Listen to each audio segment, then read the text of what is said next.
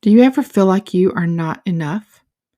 Take a listen to today's episode and be encouraged because you are enough.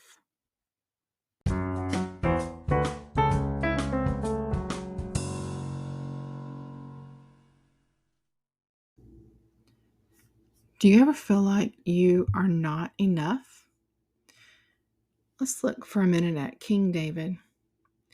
Even as he was becoming king, he didn't appear to be the obvious outward choice. He was also misjudged by his outward appearance by others when he was fighting Goliath.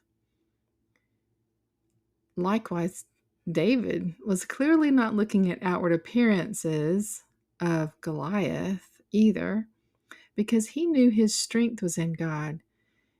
In his weakness, God was strong, just like us. He knew how big his God was and is for us.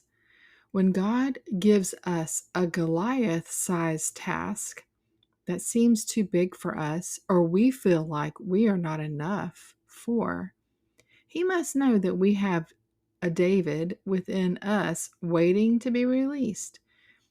He knows that we are enough. If you look at David's life, he wasn't perfect. He made many mistakes, very costly mistakes, even mistakes that are common in the world we live in today. Yet God called him the man after his own heart. Again, God wasn't looking at all the outward performances or imperfections. He was looking at David's heart. He also looks at our heart. God's focus is on the heart. Yet we live in a world that is consumed by outward appearances, outward performances, and outward goals. But things are not always what they appear to be on the outside. Social media gives us daily examples of that. And recently, we had a little moment where we bought strawberries. This is just for fun, just a little story. But have you ever had strawberries and you know that the sweeter part is the red part? And the white part, or if you have a strawberry that's white, within that bunch of red strawberries, it's not going to be nearly as sweet. It's usually the one that's left on the platter. Well, we bought an actual container of white strawberries that were out because we wanted to try them. And they also have a very misleading appearance because that particular version of strawberries was very sweet and very good. I just think it's neat how God gives us examples in nature of things that are different on the outside than we expect them to be. Since we know that God has not changed, He is the same yesterday, today, and tomorrow, we can rest knowing that He still looks at the heart. We cannot make things look pretty enough on the outside, even on social media, and hide the truth from God and how we really feel. He sees us just like He saw Adam and Eve, and just like Jesus called out the Pharisees and their whitewashed tombs. He knows us. God knows our heart. He still says we are enough. He sees us, He knows us, and He loves us. He made our hearts to seek Him, to fill our heart with Him. Many years ago with my children, we used to watch the show The Donut Man. And what they used to say on that show was that we have a heart that is like a donut. It's got a hole in it that only God can fill. And yet, humans, We are all guilty at times of seeking to fill our heart with anything else but God. We cannot fill it with our own righteousness or by the approval from others, with money or power, or looking for love in all the wrong places, or anything else the world has to offer. When we realize the helplessness of this condition that's in ourselves and it's also in others around us, it should cause us to be compassionate for ourselves and others. Because if we are not compassionate, we often will just become critical, even overly critical. We should ask God to help us to see people as He sees them, not to judge their heart, but to see the heart, to see their heart because of how He sees them. Help us to remember that He created them and He also has a plan for them, just like He has a plan for us. And guess what? We are all sinners in need of a Savior. The ground at the foot of the cross is level. It's a level playing field. No one is higher than anyone else. One person is often the very hardest, though, to show this compassion to is ourselves.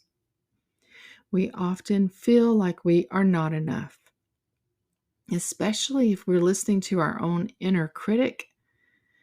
That voice tells us that we are not enough, or we are not doing enough, or doing it right.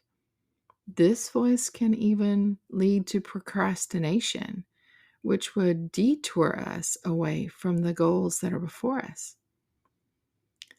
We may need frequent reminders of who God says we are. He says we are worthy, loved, cherished, enough, all because of Him. What does the phrase not enough really mean? Like, not enough what? Or by what measurement are we not considering ourselves to be enough? By whose standard? It is so subjective. The only true measuring stick we have is what God says about us. Remember, He says we are enough. But comparison can be a thief. We want to look at others, especially in this day of social media. We often compare ourselves to how we are making progress by what we see others doing. But we shouldn't do that. We shouldn't really look around to others for that. We should look to ourselves. What progress are we making? How have we improved? How are we different today than yesterday or last week or last year? We have to choose which voice we are going to listen to. The voice who came to steal, kill, and destroy, or the voice who came to give life more abundantly? The very voice that says that we are enough. When we think on those things, He says we are worthy, loved, cherished, enough. Our thoughts are lining up with His thoughts. Anytime we have opposing thoughts to that, we want to dig a little bit to find out what's causing those thought patterns and definitely take them captive. I help clients discover their thoughts behind their emotions. We can often have emotions and thoughts that are hidden, little sneaky thoughts. But if we look at our actions, we will see our thoughts. We like to say our thoughts are showing, because they do. Our thoughts show up in our actions. We could have a little thought underneath or hidden beneath a thought, which we call a sneaky thought. Example of that would be, do you tell yourself that you can't reach a goal? That's really just another version of thinking you are not enough. Do you tell yourself you need to do better? And all those working to improve and do better is great. We don't want to get hung up in that camp of thinking we always have to be better than we are, or we're not good enough. There's kind of a fine line there.